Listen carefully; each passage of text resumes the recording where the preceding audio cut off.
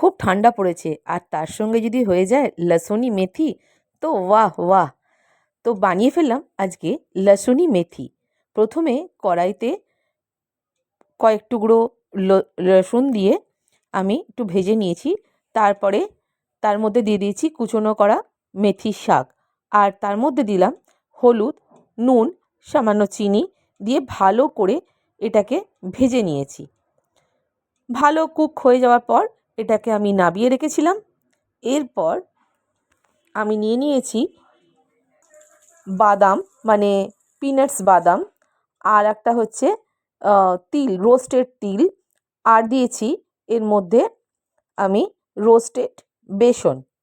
এই তিনটেকে আমি খুব ভালো করে গ্রাইন্ডারে গ্রাইন্ড করে নিয়েছি। তারপর একটু সামান্য জল দিয়ে একটা থকথকে পেস্ট বানিয়ে নিয়েছি।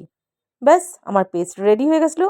এরপর আমি কড়াইতে দিয়ে দিয়েছিলাম পেঁয়াজ, রসুন কুচি, পেঁয়াজ কুচি, আর দিয়ে দিয়েছিলাম আমি দুটো লাল লঙ্কা এবং জিরে।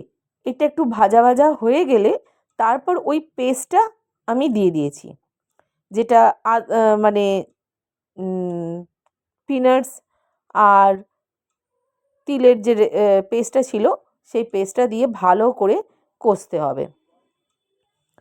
কষা হয়ে গেলে তারপর সামান্য জল দিয়ে আরও ভালো করে কষে নিলাম। কষে নেওয়ার পর এবার ওর মধ্যে দিয়ে দিলাম মেথি শাকটা, ভাজা মেথি শাকটা দিয়ে ভালো করে কষে কষে ঢাকা দিয়ে রান্না করতে হবে। এখানে দিয়ে দিয়েছিলাম কাশ্মীরি লঙ্কা গুঁড়ো, আর যদি দেখো যে নুন কম আছে তাহলে এই সময় নুনটা দিয়ে দাও।